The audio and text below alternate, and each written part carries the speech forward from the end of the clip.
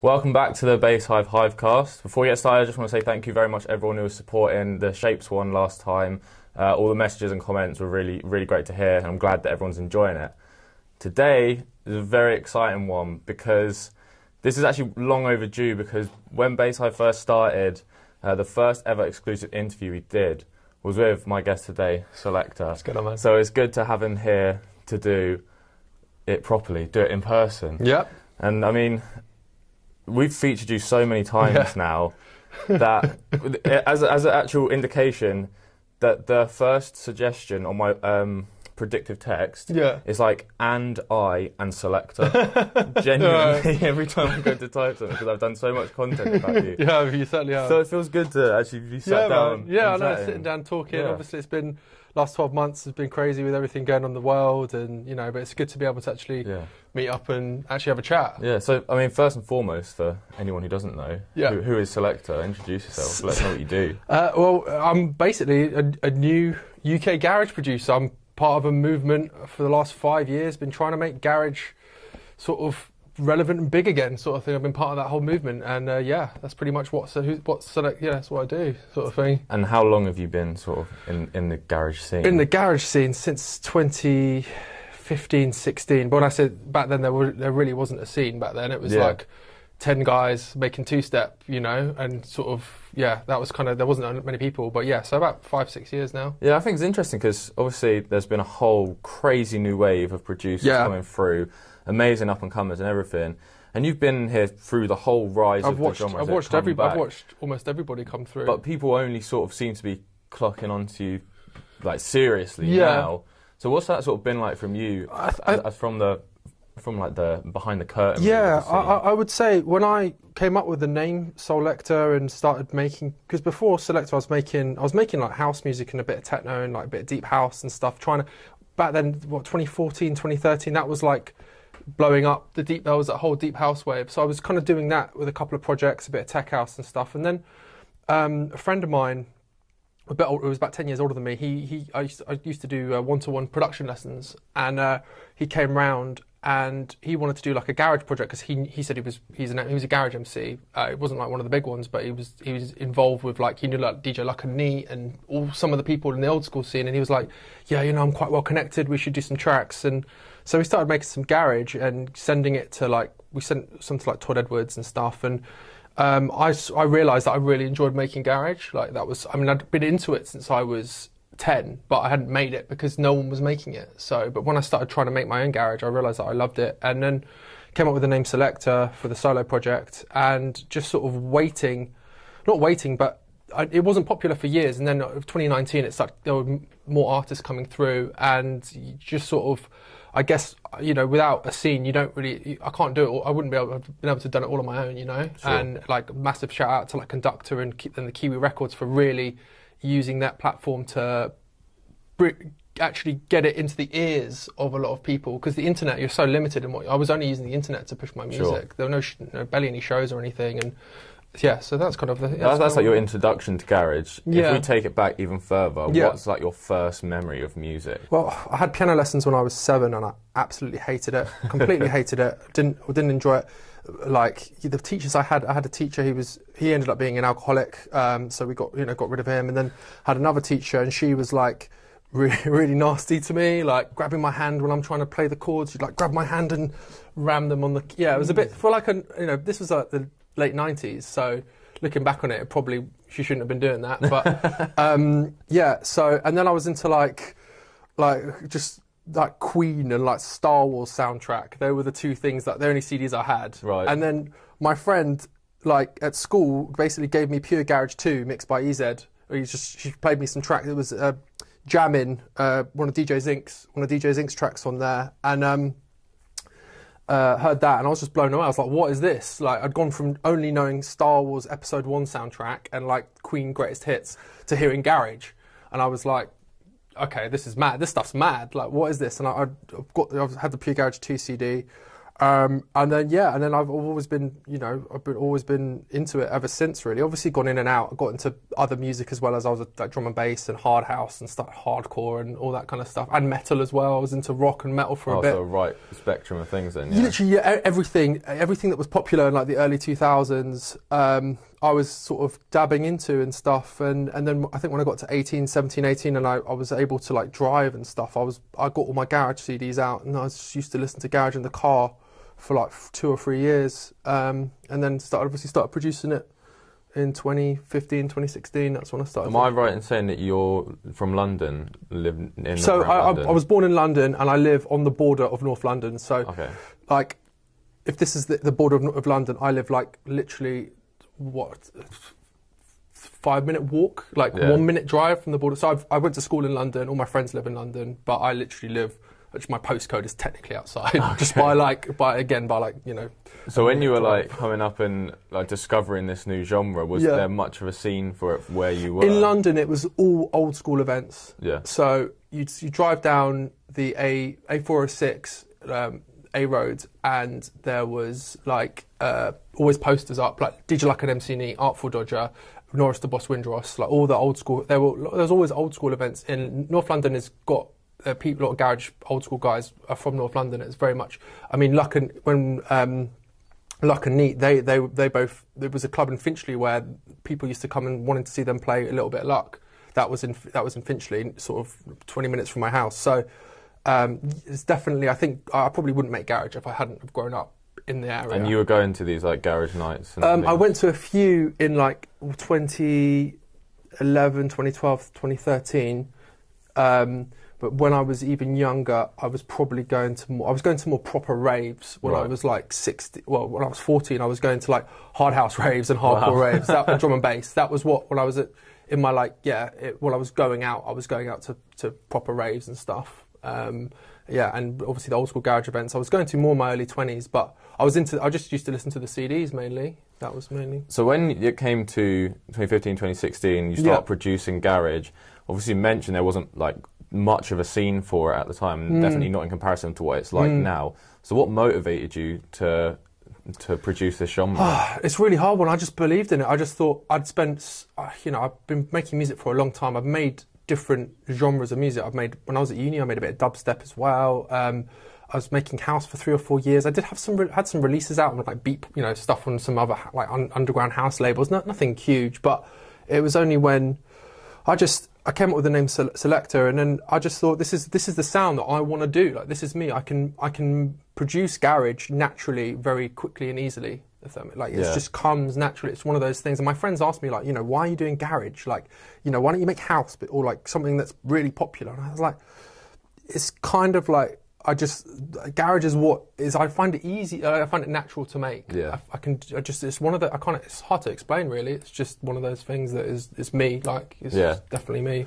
So the first time we spoke, as I mentioned at the start, was right before you had a run of singles released. Was it like one every week? Yeah, that was last summer. Yeah. And so much has happened in that time. Can you give us sort of like a brief timeline of where things have gone in the last year? So obviously, we had the run of singles. Myself and Gav from Garage Shed, lockdown happened last year, and I just dropped the Continental Bashment EP, and that the 2 tracks from that, Stomper and Rough Cut, both got played by Target on One Extra, and Stomper got played on Radio 1 as well, and that was when I started getting a few more Radio 1 plays and One Extra plays.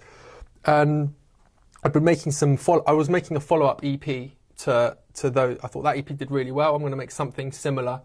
And so I made like a track called 9 Volt and Turbocharged, like speed garage. I was really making a lot of 4/4 underground tracks. At the same time, we and Gav talked about doing this collaboration album and contact, because with lockdown, people weren't. They weren't DJ. A lot of people had more time. People were collabing more. So I reached out to loads of producers that I liked. Whilst we were putting out these tracks over summer, the album was in the works. Obviously, once those 5 singles had come out in the summer, I basically laid low while I was making the album. I didn't release anything apart from Selected Volume 3, which was they're just compilations of pretty much everything that has come.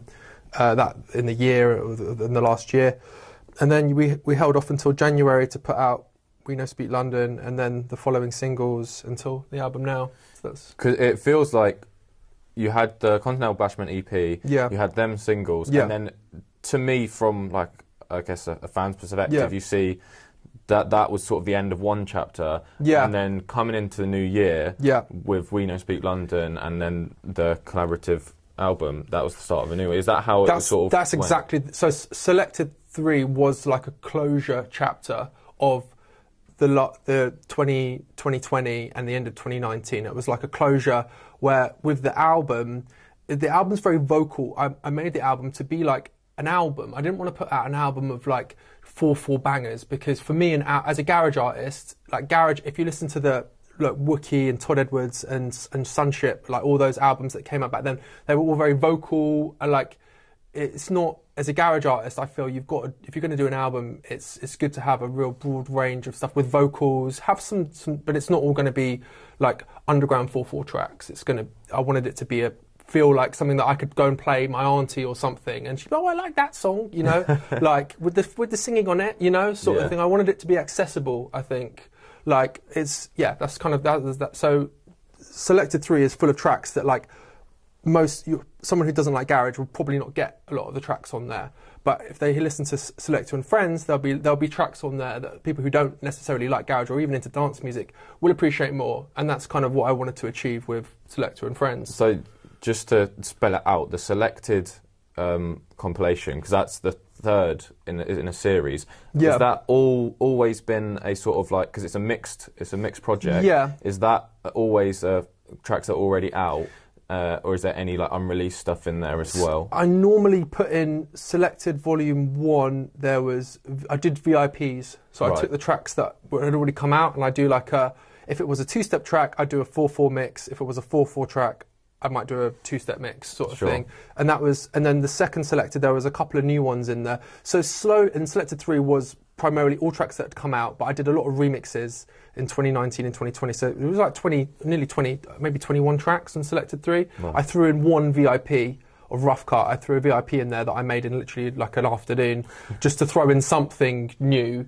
But yeah, it was just sort of, it's taking all the records. I think the whole point with Selected was to take records that have already come out and may have gone under the radar, especially when you do remixes. Like you do a remix and sometimes you might have done a really sick remix on a really like unknown track or for an unknown artist, but the remix was really good. And because the artists that are remixing, it doesn't necessarily have a big platform, or it will go under those remixes go under the radar. They don't get into the down. I find remixes don't do as well on down. No matter how good the remix, it won't do as well on a download in like Beatport Top 100 or Juno. It just doesn't get picked up as much. So Selected sort of taking it all, repackaging it, and putting it back in front of people. And I think even when I put out Selected 3, people were like, oh, they just discovered like something that was on the Continental Bashment EP. People who missed that can now, they see it again and they think it's new, and that's the whole point of it. And I think they're really good, really worthwhile things to do. What's the difference in compiling a mixed compilation like that and doing the the collaborative album? Obviously, with the mix thing, the tracks have already been made. Yeah. So it's just a case of like working out for the mix anyway, working out the track list. And we did the mix on Spotify, but I also put the tracks out on Beatport in one with Selected 3. So we do 2 different products basically. For streaming, it's all mixed tracks, and then for Beatport and Juno, it's all the individual. So they can get the full track. Yeah, so that people can, for DJs basically. Yeah. Obviously, the difference is that that's music that had already come out. With an album, I'm thinking about, right, I need to make music that's going to fit in I've got these tracks here. I need to make stuff that is going to work well together. If I'm listening from track 1 to track 10, it's got to all work well together. So that's the process with the album was a bit more. Again, it was all unreleased music, whereas with Selected, it's like all the tracks are out already, so it's quite easy to just go and just repackage them. You said earlier that you'd kind of been speaking about doing the Soulecta and Friends album last year. Yeah. How long has this been in the works? Okay, so we originally had planned to do the album over the summer, drop it in October, maybe autumn. That was the original plan, to drop it in the autumn. But I didn't. I had enough tracks, but it was just too short for time. And also, it's kind of like I was also aware of the situation with clubs being shut and COVID and all that. I think that definitely factored into why I released now, like in May. Yeah. As opposed to like trying to rush it through. Well, not rush it, but originally it was originally meant to be autumn last year, and then February, then it was April, and then we pushed back to May. And so it just moved back. So, I mean, it wasn't all down to the fact that we've been in lockdown. You know, as soon as we hit lockdown in January, I was like, do I really want to be putting out this album that I've made in lockdown, out in lockdown? You know, I'd rather people can actually like share it with everyone. I want people to be able to play it at in the park or at a party or something. I want people to be able to be like, oh, check out this track. That's the whole point of music, isn't it? It's to like share it with your friends and enjoy it with your friends. So, and also we had these, on the album, there's literally, I would say there's about 7 singles that like 7 or 8 of the tracks are like I could have put out as singles, and we did 4. We did 4 of the tracks as singles. But there was definitely I could have just done another 2 of those tracks. Probably the one with Dread is kind of like the 5th single, and that's the one that came to my mind when you said that could easily have been a single. I mean, it is technically that is the 5th single, but it's just how many. If I put out all the tracks as singles, then the album comes out and everyone's heard the whole album. You know what I mean? Yeah. It's kind of so.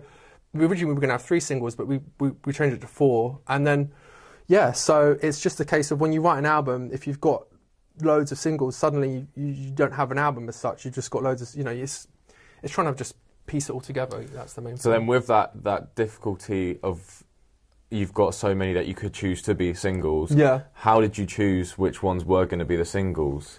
And talk us through like the timeline, because We Know Speak London was the first. That was the first one. Obviously, that's the only one that isn't the collab.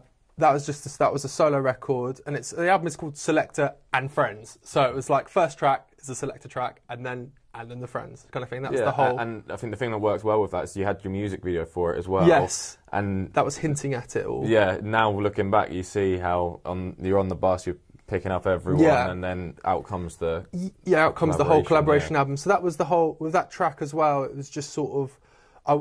It has the saxophone in it and stuff, and it kind of thought of We Know Speak. It sounds like We Know Speak Americano, so I'll just put We Know Speak London. Garage, and come up with the idea of the bus and stuff, and so that was really cool. And that record did really really well. Played on radio and stuff. It was a good time when that came out for me. It was good, and it felt like a very positive track. Yeah, in a time that wasn't so positive. Yeah, I mean, as well. It was really hard with obviously the January lockdown, it being winter and cold and dark. I mean, it's you know what England's like, and you're putting it out, and then obviously leading up to the collaboration album, and reaching out to producers. And I think that's the thing really with the whole collaboration is a lot of people say it, but collaboration is key. Just working with different people and. Yeah, trying to make good music. Yeah, and then following We Know Speak London, was that the Lee Walker collab? Yeah, so the Lee, obviously I've been chatting with Lee, and he had like a huge breakthrough in 2016 because he did a bootleg of an old house tune, and it got played by Marco Carola at Amnesia in Ibiza, and it just went viral. Yeah, and I make jokes with him because that track that he did was. Like, all he did was put a donk on it, literally. He took this a cappella and put a donk on it, and he blew up from it. And he's from up north, so obviously with the, donks and stuff, like he's not from Wigan or Bolton, but he's, we just make jokes. I always say, you put a donk on it and you smashed it, you know what I mean? Like, and I made that track with Lee, and we made a couple of tracks as well that are still unreleased, but that one was one that I thought it was kind of, I thought it was a good one to have as a single. I thought having Lee on it as well. Like he's doing more garage himself. He's writing an album of sort of garagey stuff, and he wants to get. We made a couple of other really good tunes. So yeah, I got him involved for that single, and the Shosh one as well. Shosh and Neat, like obviously getting both of them involved was wicked. And I had that track with them since last summer. I think okay. me and Shosh made the instrumental last summer, and she reached out to Neat and got him involved, and then they recorded the vocals, and we basically got the vocal, and it was we just had he just basically gave us loads of different lines and sort of just loads of phrasing and bars and stuff, and we just chopped it all up basically to make that track, and that was the 3rd single. And then the Leanne Louise track again, and sometimes the timing of it all, like it was the singles we picked just happened to be when the artists involved. Like Shosha's obviously had a really good last like 6 months to a year. She's at the Kiss residency and stuff, so that's really helped push the track. And then Leanne Louise, she is like gone viral on Facebook and TikTok. She's got a really like, in the last 4 months, she's got a huge following on Facebook, like really engaged followers who love, like really, love her stuff, and it's great to see. So her putting out the single with her, we were able to get into the iTunes charts, like back, as soon as she posted it up, it was like, oh, we're in the, I think we got to like number 11, I think, on the iTunes dance charts for the singles, and then it was in the top 100 as well, the overall. And that's different to like when you've obviously been right to the top of Beatport and Juno. Yeah. And does that feel like a bigger deal? I think it's a bigger deal because it's iTunes. Everybody knows what iTunes is. When you say to someone, like I said to my sister the other day, I was like, oh yeah, my album was like 68 in the top 100 of iTunes, above like the Hamilton soundtrack and Guns N' Roses. And like people are like, oh, that's so amazing, and but at the same time with iTunes, it's the most known thing, but the way how music's consumed has changed a lot. So like it's the charts, you're getting something, it's good to obviously to top Beatport, top Juno, top iTunes, but there's still more. It's not, you can't just kick your feet up and say I've done it now, I'm famous, because there's so much more work to do, and there's so many more different mediums that people consume music and consume content. Like going viral on TikTok's probably like, that's the sort of, that's or any social media, having a shared video of your track, that's the number one, in my opinion, number one way to get known, get well known. Because you speaking about it, you clearly very switched on to like the whole social media world and everything. Yeah. And it seems that with this album campaign, you've kind of picked up your activity on social media and kind of approaching it in a new way. Yeah. How important do you think it is for artists to be engaged on social media? I think it's the most, I'd just shout out for Garrett, for the guys at Garage Shed, for helping me become more confident. I think for most producers, you start out and you make music and you think, I just want to make music. I don't want to be like a fake, DJs in dance music back in the 90s, they weren't necessarily like public figures. You didn't know them. You didn't know their personalities. You saw a picture of them in a magazine. That was, or maybe on a website, but now with Instagram and you have to be so engaged with people. So you've got to, I've always believed that it's much better when people know the person behind the music. That's the kind of the key thing. And especially with like this, just posting about animation videos and artwork and stuff, you're only going to get, it's a limited amount of engagement that you get from that stuff. Whereas if you're showing your face and communicating with your following, you're providing people more entertaining. They get to know you a bit better rather than just the music. Yeah, definitely feel that's the case. I mean, obviously different scene, but I spoke with some people at the start of this year after we did our Bass Hive Awards, and there were two people, Damsey and Cookie, however you say it. And I said, so one thing I want to see from both of them this year is them sort of show more of their actual personality online. And since I've seen Damsey started, he's got some proper press shots taken. He's been more active, showing his face on social media. It makes such a difference because you feel like and you can engage with that artist more. Exactly. There are some artists that don't necessarily are able to sort of just let the music talk. But really these days, you've got to kind of be more of a sort of face and be people want to hear. They want to see. They want to see more of you and stuff. It's just how it is with social media. You've got to be.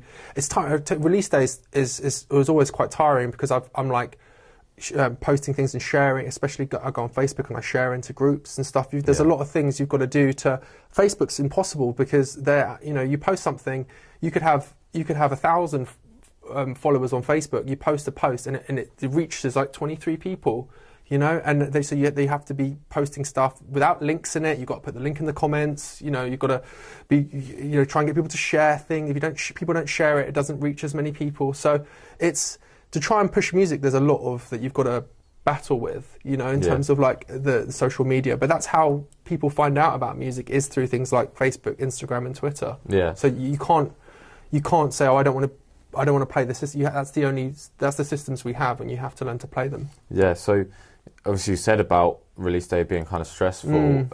For the album launch day, what was that like for you? Because did you get to enjoy it, or was it all just making sure everything's out where it should be? And release days are like, I'd say they're kind of similar to birthdays. I feel like when the day my album came out, it felt like almost a birthday. You know, that's kind of that feeling when it's your birthday. You know it's your birthday. It kind of, you have that boost, that serotonin. I don't know what it is, boost. And So but with the album, it was obviously, there was some stuff I posted in a few groups, but it wasn't. I wouldn't find it. It was more intense doing the Leanne Louise. When the Leanne Louise single came out, I had to take a photo to promote the record, that the record was out in the studio, and I like working in a cluttered environment, so my studio is I like having stuff. It's just a weird quirk. I don't necessarily have the tidiest of studios. So, but when I take a photo in the studio, I've got to then go and clean out, like move things around, do a bit of a hoover and stuff. So,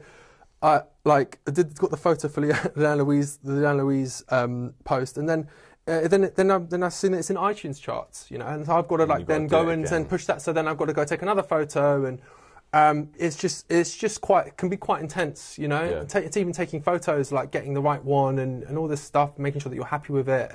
But that's how social media is called social media, because it's social. You can't just be posting screenshots the whole time. You know, people want to see you celebrating. They want to see you having, you know, happy and stuff. I think that's kind of what people want. We're human, you know.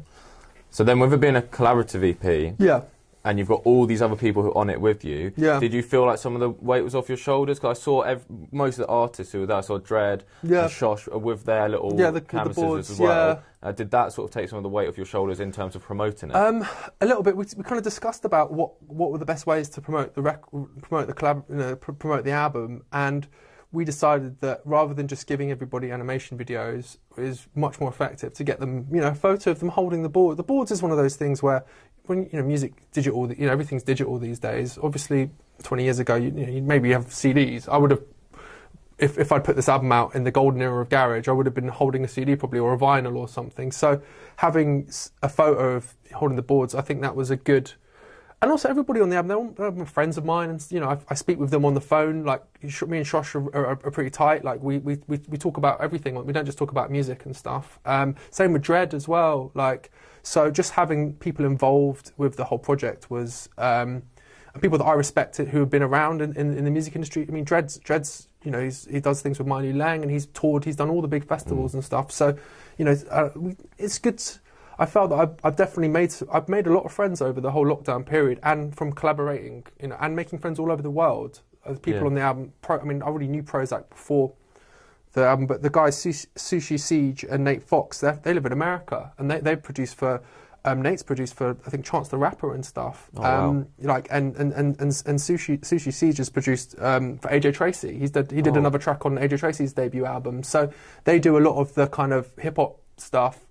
So to have them involved, and I literally met Sushi Siege through a friend of mine, another rapper called Danny Seth, who I've known since I was 15, 16, and he introduced me to. He was like, "Oh, I've got a friend who makes garage. You guys should like do a track." So we literally did a FaceTime or a phone call on WhatsApp or whatever, and talked for about an hour or two about garage, and he sent me over some stems, and we just did the track. You know, just made it, and that was that. It was that simple, and it bang straight on the album, sort of thing. So, has any track surprised you as to how well it's done in comparison to another? I think We Know Speak London did really, really well. I had a feeling beginning of January, we dropped that. We sent it to a few DJs. Like, we sent it to Target and Q and Shosh in early January, and people at One Extra and stuff. And I realised that, okay, this is getting more radio play than I expected quite soon. We sent it to Target, and I think that evening he played it on One Extra and sort of talked about it and said it was a wicked track. So I thought, all right. I called up Gav from Garage Shed and said, like, we may need to push everything back. So literally as soon as I saw it was getting picked up on radio, I thought, because we were going to drop the Lee Walker one 3 weeks afterwards. Mm-hmm. So I was like, okay, I almost feel like we need to let this track breathe a bit. So I then had to go and literally message or call every single artist on the album and say, are you okay with me pushing everything back to 21st of May sort of thing? So that track probably did, you know, as well for a garage record anyway, radio-wise, it was my best radio record for sure. But yeah, they've all. I'm proud of every single record that we've done. But that one was definitely the standout one, and we did the video as well. But that was one where we wanted to give it a bit more space to let that record breathe. You know. Do you have like a personal favourite from it? From the album, my personal favourite was probably the Dread MC track. Mainly because I don't normally make two-step anymore. Like, nor do I do sort of rap, a lot of like rap. I mean, he's rap. Yeah, I guess he's rapping on it. Like, but I don't do a lot of. I mainly do, if I do vocal stuff, it's mainly singers. Yeah. But one of the reasons I like it is because one, it's a two-step track, and I don't really get a lot of opportunity, or I don't get a lot of two-step records sounding right. Like, I'm happy with. And also the bass line, I made it on my Moog synth. Yeah. So I've got a sub 37 Moog, and I've always wanted to like actually use. People buy these. I've got friends who spend so much money on synthesizers, but they don't actually use them for any tracks. They just have them, and they're fun to play around with. But with garage music, a lot of synths don't. If you get like trance, synths with like trancey sounds, there's no use. But the Moog, I played about with some patches and made my own patch, and I managed to actually use that for the bass line. So that for me was like, woohoo, I hear a track on the radio that I've used an actual synth with, it's just like something new for me, I guess, Yeah, I was in your Instagram live. Yeah, you saw that, when you were playing around with it, and you're so quick on it as well. Have you always been into the hardware? That was the only synth that I actually own, proper synth that I own. I've always like been interested in it, but it's not about owning, it's about getting the right sounds. Like, what synth is going to get me those kind of the garage sounds? I've always, even before was really focusing on making garage, I was always like, how do I get those kind of old school organ chords? And I would play around on like Silent and Spire, the digital synths, and I would never get it. It would always sound so digital. So, but with the Sub 37, I just went into a music store in Essex, so DB247, and I just sat and played on, spent about 2 hours just playing on different synths, and I thought that's the Moog was the one that I could get the sounds that are closest to what I wanted from it. So, but I don't use it enough. I don't use it as much as I should. Well, I should be using it more, but sometimes I've just got to come in. I've got to have the light bulb. Maybe I should turn my synth on and play about. Yeah. So, yeah. Obviously, albums just come out. Yeah. I don't want to just pass by that just like that, but have you got further plans to either do more stuff with the tracks on the album, or have you got other projects in mind? Because I'm sure you're sitting on so many more tracks. Yeah, there are collabs that I've done that I love that aren't on the album, and that's the only reason they aren't not on the album is because they were like more. They're no vocal on. There wasn't really much vocal on them. They're more for sort of like to play in clubs or to play sort of on Rinse FM and stuff like that. They're not I didn't see them as really album tracks compared to what else. Like the Anne Louise track, I didn't want to have the Anne Louise track followed by something with no vocals in it. Sure. That's kind of how. So, am I right in thinking that these are going to be more like producer-based collabs? Correct. Yeah, it's just it's pretty much producer-based collabs. So there are some plans. I'm not going to say anything just yet, but there are plans for those tracks to come out. I have been playing them in like live streams and sets and stuff. So I've been teasing them in, and I know that there are people that do know. They're aware of those collabs and who they're with as well, but there's plans for them. And then there are some other things we want to do for the album tracks as well, some of the vocal tracks. Again, I'm not going to say anything now just because we haven't like finalised stuff, but there are things that I want to do with the tracks I've already got, let's put it this way, that maybe we can do outside of garage. Take those, because when you strip back all the... if you strip back all the bang bang and the drums and stuff, there's songs. Yeah. Like the Emma Cannon track and the Leanne Louise one, even the Dread MC dance track. You can strip back all the drums and the bass lines, and you just have your guitar keys, and there's a song there. So we're looking at things we can do in order to elevate those tracks. Yeah, of course. And you're keeping these other tracks like.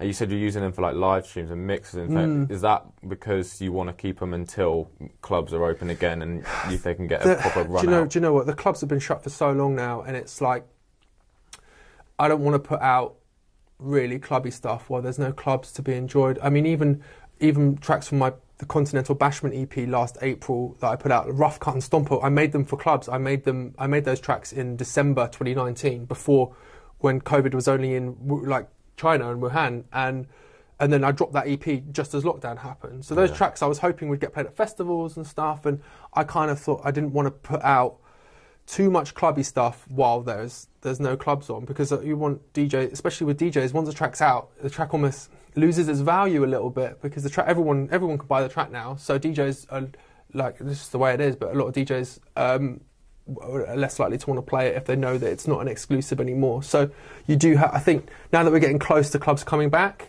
it's a case of if you've got those big club tracks that you, obviously if you release stuff like last week or tomorrow, people will play them in clubs, but if you've got a real heater, you might want to let it do the rounds, send it to the big, the guys who are doing all the big festivals and stuff, let them have play it as their exclusives for them, and then release it and get some footage and stuff like that, and it will help when it does come out. So I think 6 months ago to 8 months ago, we had no idea where we were at. We didn't know we were going to go into a 5-6 month lockdown in January. We didn't know these things. So you've got to pay attention to what's going on with the world and sort of try and balance music out. I just don't want to waste any good club tracks, basically, when there's nowhere to go and hear them. And something you said when we first ever spoke, and something you said earlier today. You said, like a year ago, you said that you think the future of garage music is in 4/4. And then earlier today, before we started shooting, you said about you're not sure if there's a place for two-step in the rave as much as there is for 4/4. Can you sort of expand on what you mean by that? Yeah, sure. So I just think it's okay with two-step records. Two-step is relevant, and people should be making two-step, but if it works better with a vocal. If you've just got a bass line and two-step, I find developing it. You can have tracks, but breakbeat is kind of sort of straight, not swung two-step. That I just find 4/4 is a lot in a club. It's just when you have if you have a kick drum hitting 4/4, it works a lot better with clubs. Whereas two-step stuff, you find a lot of tracks, garage tracks that chart in the top 40 are all two-step. That's one thing. So if you want to track for radio and stuff like that, like two-step's perfect with a vocal. But if you want something to really bang in the clubs, I think 4/4 is the way to go. I just think with two-step, the kick drums, there's not as much emphasis on that kick drum hitting. So the kicks are slightly thinner sonically, so it doesn't hit as hard as a sort of banging 4/4. So I stand by what I said, but I believe that if you want radio plays and you want to work with vocalists, then two-step is probably an easier route. Yeah, so it's not a case of dismissing one. It's not one or the other. I think the best thing about garage has their place. The best thing about garage is that you have both of those. You have both of those options with your tracks. So yeah. Plus the upward lapel mics we delivered. Oh, nice. Yeah. Hello. Sorry. It's cool. It's all good. So let's move on to... We spoke a bit about the scene at the start. Yeah. But just coming back to that, obviously, lockdown, as you said, loads of people have been collaborating. Loads of people have actually had time to start making music. People who have been interested in the scene have now maybe taken it up because they've had the time to. Yeah. Who have been some of the names that you've seen come up that have really caught your eye? Okay, so I would say probably I would say Jemmy's had a really good 12 months, and that's just personally because I love his tunes. Like his style of garage is just what I imagined good modern like clubby garage to sound like. So he's nailed it on the head. Drinks on Me as well. He's a really nice guy. I think I wouldn't really say he's just strictly garage. He definitely fits more with bass house and stuff like that. He's had releases on Night Bass and Monster Cat. So I think he will do really well outside of the UK in a way. I think people who are into Night Bass and Americans and stuff will really like his sound. Canadians as well. So and then Prozac, he's been around since, I've heard of him since I heard his tunes before the lockdown, but he's put out some really good, a really good EP recently and some really good singles last year. Oppadan as well, she's come through and just really, in the last sort of 8 months to a year, has just been putting out some really good stuff. MPH as well, he's just he's been around, he's probably one of the hottest at the minute. And he, again, I would say his sound is I think the artists that are going to do really well are the ones that don't. I know it's kind of for me, it's a bit of a curse, but my flag is firmly within garage. If I was doing bass house garage crossovers like Drinks, like MPH, I know that I could reach a bigger audience. But in a way, it's just, I could do bits and bobs that dip in, but I can't go too hard down that rabbit hole because I didn't grow up listening to that music. I'm old, like I'm quite old now. When I was at uni, everyone was listening to dubstep. You know, dubstep was, I watched it go like that and that within the space of my 3 years at uni was dubstep just went like this. Everyone listened to it. Then when I left uni, it was like a dirty word. You know, so I grew up in that era, which was 2009. So Bass House didn't even exist. We had Fidget House. Fidget House was the closest thing to Bass House we had then. That was like Jack Beats. Jack Beats stuff, but their older stuff, and it was a good little era that. But yeah, and then after I left uni, so I left uni in 2011. So I was going to Ibiza every year. I was listening to like tech house and house before everyone got on tech house, before like Fisher and all that stuff. I was listening to like all that stuff. It was a lot more minimal and like obscure, I guess, but I was really into that and I was making that. So the whole like bass line and bass house scenes that came, I was probably too old, to be honest. I would hit 25. So hearing all those screeches, I loved the screeches when it was dubstep, but by the time the screeches were in fashion in like 2015 with like Flavor D and DJ Q, when bass line was really Holy Goof and Skepsis, I just think I was too old. Like I was just like, I'm in my mid-20s now. I like screeches. Screechy stuff I liked when I was 18. But you know, so I kind of, that, because of my age, I think the whole bass house injection into garage is just not enough of me, I guess. So had it come around at the time when you were more into like the dubstep and thing, it might have been a more natural transition. I would have heard it, yes, but I think I just missed the trick because I've spent the last 7 or 8 years just not going as raving as much, you know. So like I was obviously like yourself, like you artists like Holy Goof and Skepsis and the bassline stuff. It's been that's what I would have been listening to if I was at uni in 2016, 2017, 2018. Which is literally what I was doing. Exactly. That's what I would have been. I know I would have been into that. I would have been mad into that, but I missed it. Yeah. And I just. So the people who've come to watch to find out if Soulecta is going to go back to dubstep, it's not looking good. I only made one dubstep track, or two, maybe one or two, yeah. So I don't think you're going to find me making any dubstep, that's for sure. Fair enough. Well, I think I've gone through pretty much most of the bulk of the main content we'll talk about. Obviously, we want to talk a lot about the album. Yeah. You usually just end with a couple more like quick-fire questions, generic sort of things. June 21st is just around the corner. If you were putting on a show, what would be your dream lineup? Okay, my dream lineup, and I kind of already curated it. I did this thing on the New KG World Discord, but I would have, my artists that I would book would be Para, Jemmy, Tough Culture, Shosh, I get Shosh involved for sure. Probably Smokey as well. People that I speak to and I've known for a while. Probably book Bitrate as well. I'd like to get, because he's a sick DJ. I don't know that one, but I would probably. I mean, I've got actually. I think I've got at least one show with Opadan as well. So I'd probably get her. I'd book her. I mean, the lineup is going to get quite big if I list everybody, but I think she's gonna have a wicked sort of club. She's going to be doing a lot of shows and stuff.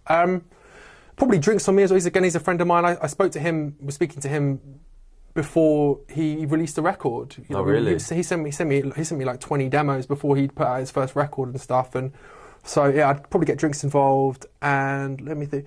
Like Prozac, as I get but he obviously lives in Ireland. But if he was to fly him over, so yeah, people that I've worked generally have got stuff in the works with or have put out on the album. That's kind of, but it would be probably primarily a 4/4 led garage night. There wouldn't be, not to say that people can't play two-step, but the artists that I'm thinking in my head, of course, I really like their 4/4 stuff. And it's your dream lineup as well, so they have to do what you want them to do. Yeah, I mean, obviously, I would only book them if I knew that they would stick to, I knew their sound and I knew what they would play. I would never tell an artist, I try not to be. I would always book someone based on knowing from their mixes and stuff like that. So that would be. And then in terms of playing places, I know you've played a bunch of different places, cities before. Have you got anywhere that you want to get to as on your bucket list? I think Japan is my number one place because they love garage. I think Shosh said that as well. Japan is like I've never been. It's always I love the history with the samurais. Like they have a really really brutal history of conflict and stuff, but really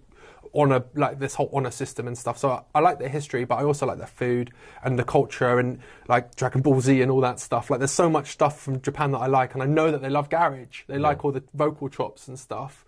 So like, yeah, Japan would be my number one spot. I think. Was it Legoland put on an event there? Yeah, recently, I think so. And that Yeah, went down they really did. well. So. They just like all that stuff, and if not, probably Japan. And then other than that would be obviously I'd love to do America, but you have to wait for people like Hans Glader and Cryptogram and stuff. Like they're the guys who do, obviously Todd Edwards, but he's been around for a long time. They're kind of flying the flag for American sort of UKG sound. So I believe that one day it could get big in America, but that would be another place where I think that would be sick. Cool. Yeah. It sounds like, so are you listening to like garage music just casually as well? Pretty much. I always listening out for new, like I always check the releases and stuff. I'm always, garage is mainly the music that I listen to.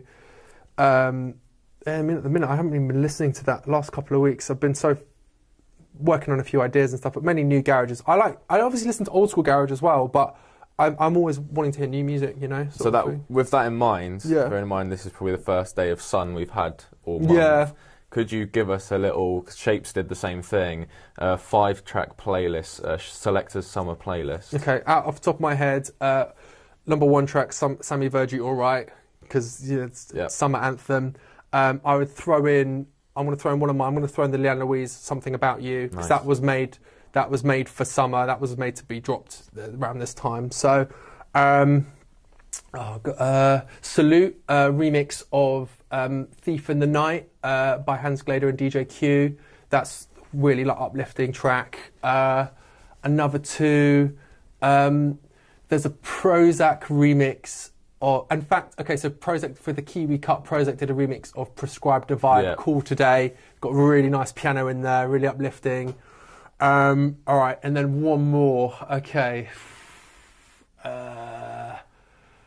Probably like, am I going to go for another Virgie track? Maybe Spice Up Your Life from last year for Virgie, safe bet. I think. You can't go wrong with that, can you? Yeah, so I think that's that would be, off the top of my head, that would be my 5, yeah. So then, come to my final 2 questions I always ask. One's about the past and one's about the future. Which one do you want first?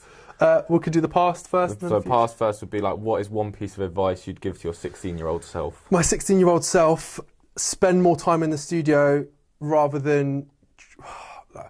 I did a lot of I did a lot of DJing, like doing any event I could. I wish I'd spent more time making music when I was younger, especially even like from 12, 13 onwards. I wish I'd spent more time focusing on production and getting better at that than like just chasing any gig, trying to earn a bit of money from DJing, which it was just a balance. By the time I'd finished uni, I still had another 5 years to go before I was like at the technical level that I wish I was. When I see some producers like who are 20, who are smashing it, I'm like, damn, I wish I would have really have actually bothered to get my head down. But back then it was different. We didn't have YouTube.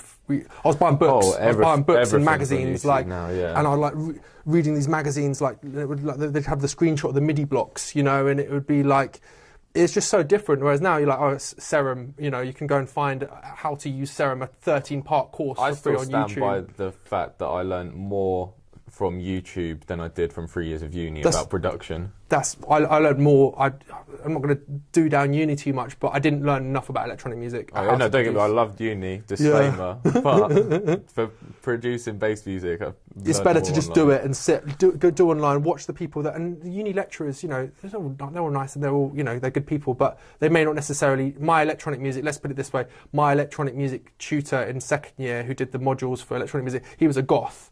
So he was into like Gary Newman and all this 80s weird stuff, like not weird, but like 80s alternative gothic stuff. And I was like, how do I make dubstep? And it was like we weren't even doing LFOs in the synths they had at uni. I don't even know if they had Massive, but it was.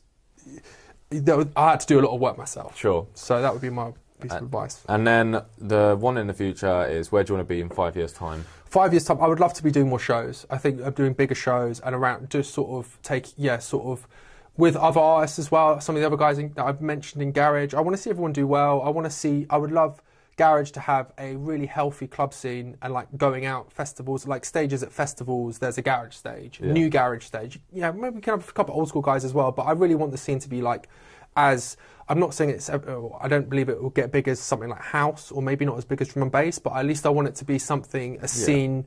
I want to be part of a scene that is is people are like really aware of it, you Yeah. know, sort of thing. So yeah. Sick. Yeah, I love that. Well, Soulecta and Friends album is out now on Garage Shared. It's been a pleasure to talk to you, and overdue as well. Yeah, so I'm for glad sure. we could finally do it. 100%, man. All of Soulecta's links will be below. Links to all of Bass Hive stuff. Leave a comment, leave a like, share, whatever platform it is. And yeah, peace. Peace.